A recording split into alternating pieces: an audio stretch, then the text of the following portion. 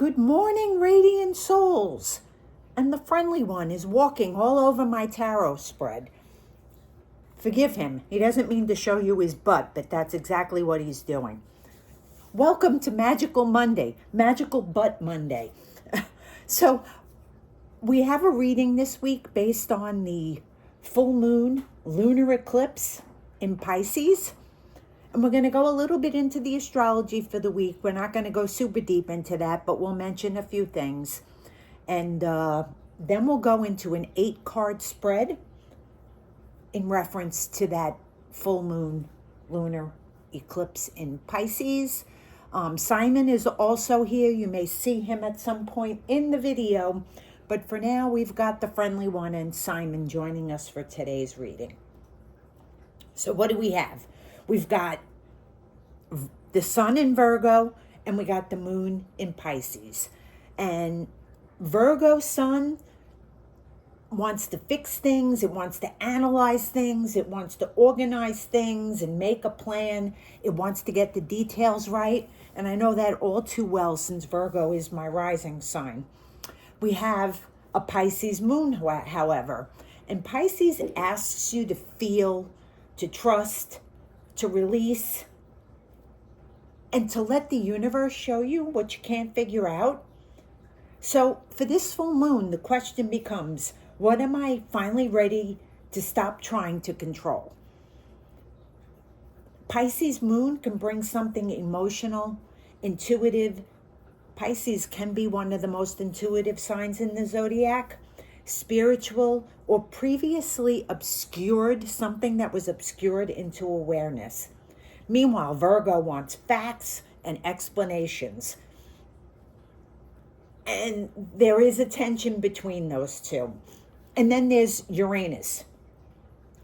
The eclipse configuration has the moon opposing Mercury in Virgo and squaring Uranus in Gemini. Mercury also squares Uranus. So that gives the eclipse a surprise, a revelation, a breakthrough type of quality. Something may suddenly make sense. Something someone says could change the way you see a situation, or a piece of information could arrive unexpectedly.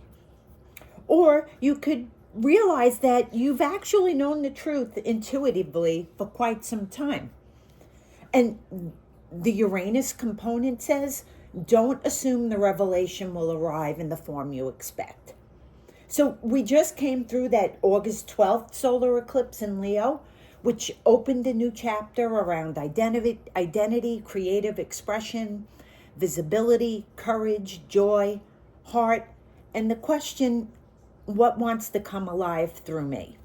But the Pisces lunar eclipse asks, what emotional baggage, illusion, attachment, or old version of myself has to be released so that it can? So the two eclipses are definitely connected. The Leo eclipse says begin, the Pisces eclipse says release. And this makes this week feel less like an ending for the sake of an ending and more like clearing emotional space for something new to come in. It's not necessarily bringing something completely unknown into existence. It may be bringing something that has been hidden in the subconscious into conscious awareness. So that's the astrology we're going to work with in this tarot reading. And I asked myself, okay, we've got a full moon reading for this week. What deck of cards do I want to use? So I went to my collection, and what stood out? The Luminous Flow Tarot. Perfect for a full moon reading. So, card number 1. The question being, what is rising to the surface that I can no longer ignore? And we have the Empress reversed. And the first thing arising in this reversal is the awareness that something has become depleted. So the Empress upright, which I'm showing you, but obviously the card came up reversed, is abundance, nourishment, receptivity, creativity, fertility, pleasure. This is one of the cards that can indicate a pregnancy, if that's a question that your querent is asking you. And the ability to receive as well as give. So, reversed, something in that flow is being disrupted. You may be confronting places where you're giving more than you're receiving. And I think that's been coming up the last couple of weeks in our readings. Neglecting your own needs while taking care of everyone else's. And since this is a Pisces lunar eclipse, that's especially interesting. Pisces can dissolve boundaries, and the Empress reversed can ask, where have I become so available to everything outside of myself that I've lost contact with what I actually need? She's not about just nurturing others. She represents our own relationship with our worthiness to receive. You may realize you've been waiting for permission to enjoy your life, or waiting for someone else to validate you, waiting until everything is fixed before allowing yourselves pleasure. And that Virgo Pisces axis makes that interesting, because Virgo says, once I get everything right, then I can relax. But Pisces says, what if you don't have to earn your right to receive? And this card may be saying, you can no longer ignore what is starving while you continue feeding everything else. She isn't saying something is wrong. She's just revealing where your life force has been diverted. So the question becomes, or doesn't become, what am I lacking? It may actually be, where am I giving my life force away? So that's the Empress. I love the colors on these cards. Very pastel, just beautiful. Question 2. What outdated story is being washed away? We have the Seven of Swords. So there can be that belief that you have to protect yourself by trying to stay one step ahead. The Seven of Swords can speak to mental strategy, avoidance, secrecy, self-protection, and trying to navigate situations without exposing too much of yourself. But in the context of what is being washed away, I think the emphasis is on strategy rather than necessarily deception. It's the story that says, I have to figure everything out before I can relax, or I have to anticipate what might go wrong so I won't be hurt. Or even, if I don't reveal everything, I remain safe. The Seven of Swords in this position is now suggesting that part of that depletion may come from the mental energy you spend protecting, anticipating, analyzing, maneuvering, and second-guessing. And since this is a Pisces lunar eclipse, there's a beautiful contrast here. The Seven of Swords says, think your way around it. Pisces says, well, what if you stop trying to control the root? The eclipse may wash away the need to have the entire strategy mapped out. The Seven of Swords can sometimes manifest as constantly questioning your own perceptions. Did I read that correctly? Am I imagining this? Maybe I'm overreacting. Maybe there's something I'm missing. Let's analyze it one more time.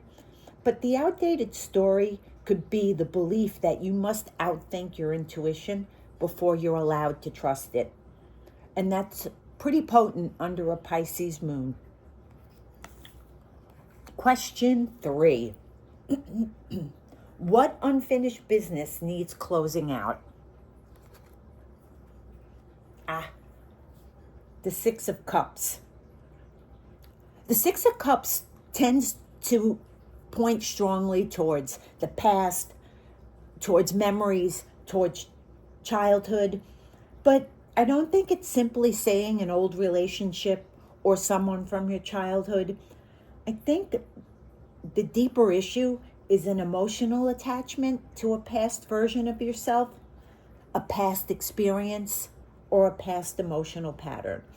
The Six of Cups definitely carries nostalgia, memory, innocence, tenderness, familiarity, emotional history. So the unfinished business may be something that still has an emotional hold precisely because it once felt safe, beautiful, innocent, or meaningful.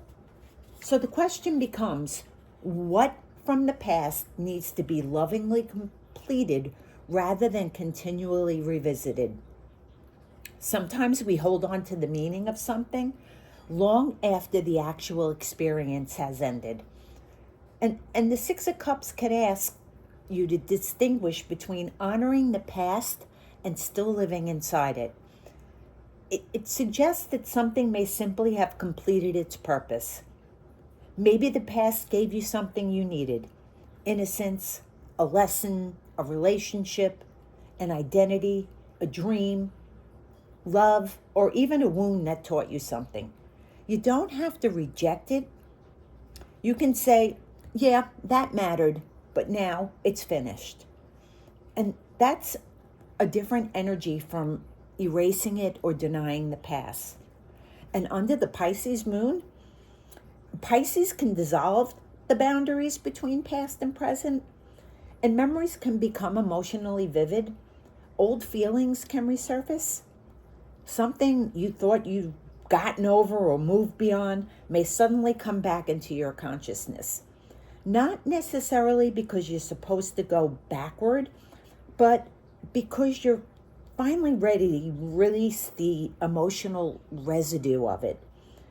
The heart of this card: honor what was, retrieve the wisdom, and release the attachment.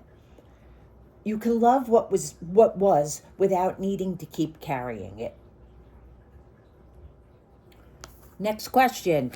Which memories are resurfacing for healing and release? The Eight of Swords reversed. And this looks like memories of feeling trapped, powerless, silenced, restricted, or unable to see a way out. But because it came up reversed, I don't think the purpose of these memories is to make you relive that feeling of imprisonment. It's the opposite. These memories are resurfacing because the prison door is finally open. There may be memories of times when you believed I had no choice, there was nothing I could do, I'm stuck, I can't speak up, I can't leave, I have to tolerate this. This is just the way things are, and I'm powerless to change it. But the healing comes through seeing those memories from the consciousness you have now, rather than from the consciousness you had when you were living through them. So it's crucial that this came up reversed. The Eight of Swords upright can be a mental prison, but reversed, you're beginning to recognize, wait, I wasn't as powerless as I believed. Or perhaps I have choices now that I didn't recognize then. And that's a different kind of healing. The memory may come back, but the identity attached to the memory doesn't have to come with it. And that's perfect for the Pisces lunar eclipse. The Pisces can bring up subconscious material from below the surface, but it may not manifest as a crystal clear memory. It could be a feeling of being restricted, remembering an old dynamic, having a dream, and Pisces is part of the dream realm for sure, feeling an inexplicable reaction, or recognizing an old pattern and thinking, oh my God, I still do that. So the eclipse isn't asking you to stay in the memory. It's asking you to recognize that the memory no longer has the authority it once had. And between the Six of Cups and this, something beautiful is happening. What unfinished business needs closing? Six of Cups, the emotional past. The Eight of Swords reversed. What memories are resurfacing for release? Memories of limitation and powerlessness. So there may be a distinction between remembering the past and being imprisoned by it. You don't have to erase the memory to release its power over you. Card 5. What is my intuition trying to tell me? The Nine of Swords reversed. Your intuition is saying you're suffering more in anticipation than you need to. So the Nine of Swords upright is the mind at night, anxiety, fear, rumination, guilt, catastrophizing, imagining what could go wrong, and replaying what already happened. Reversed, the energy begins to come out of the darkness. So your intuition may be telling you that the fear itself is ready to be released.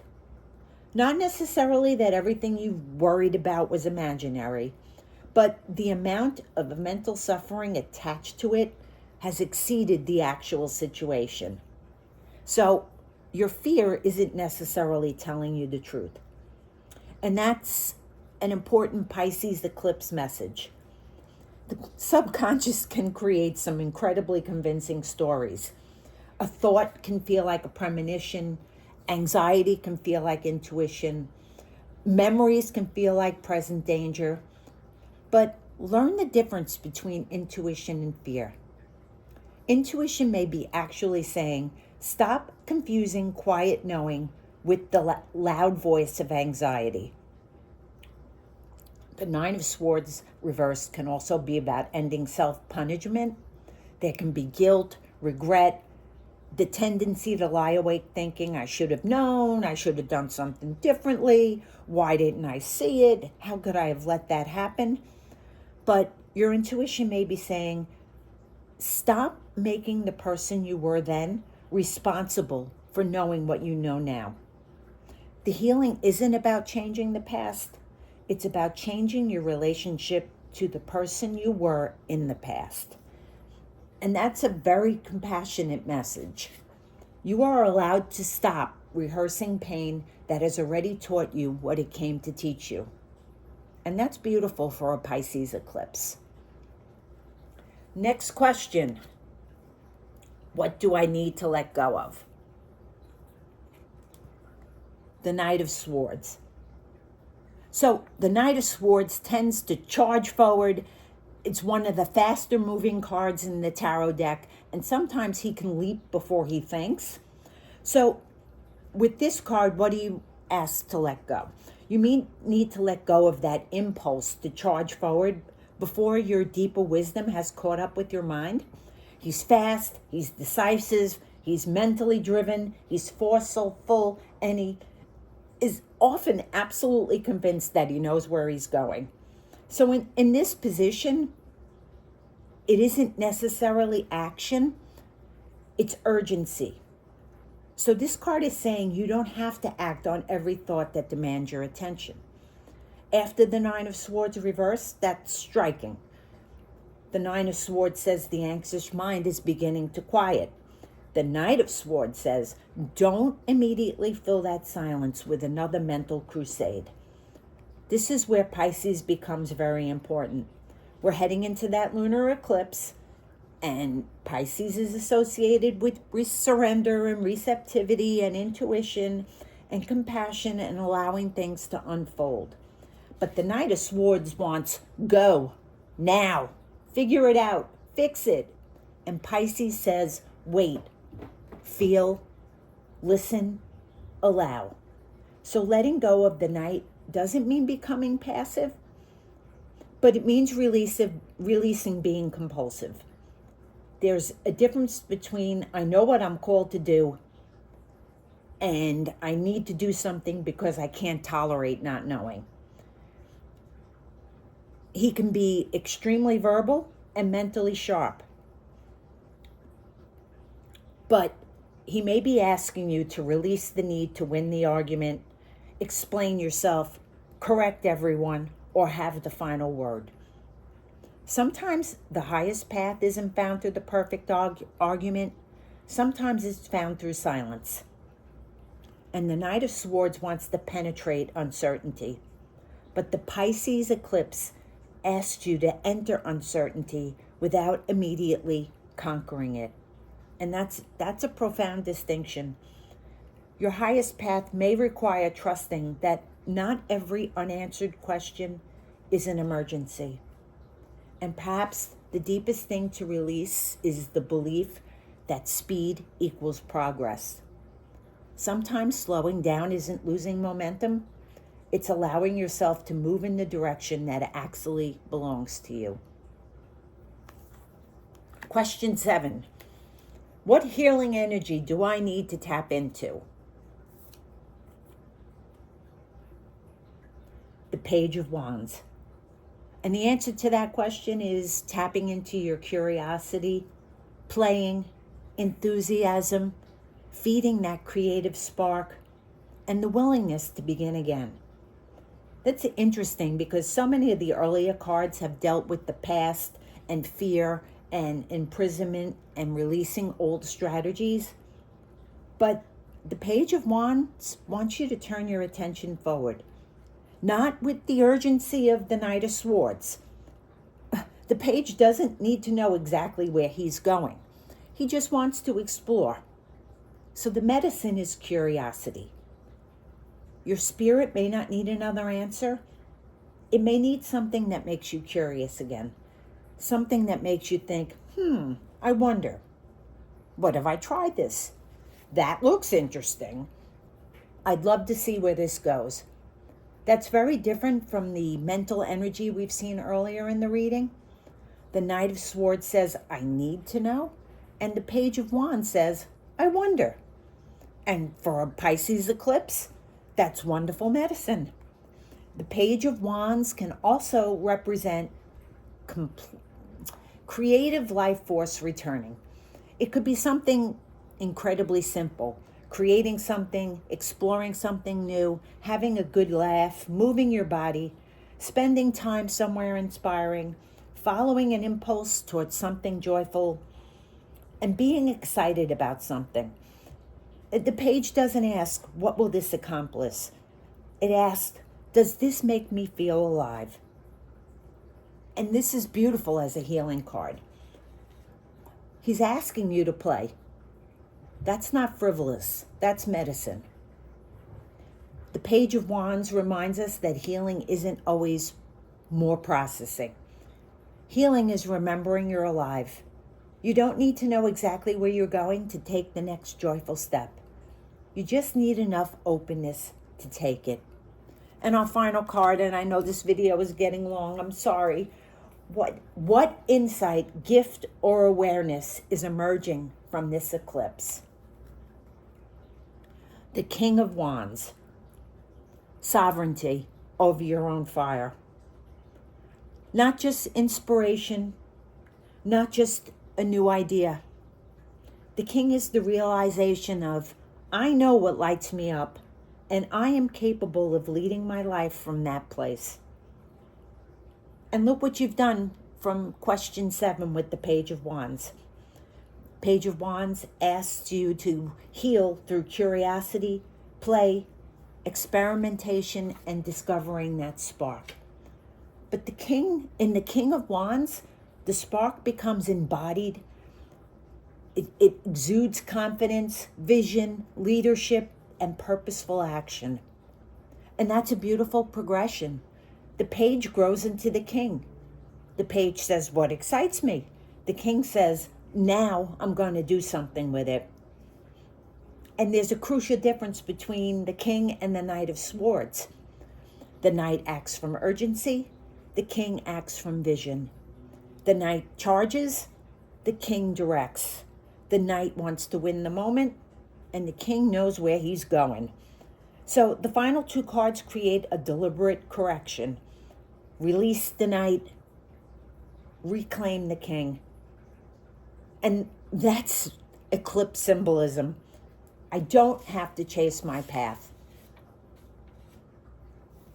So the king doesn't desperately chase his purpose, he embodies it.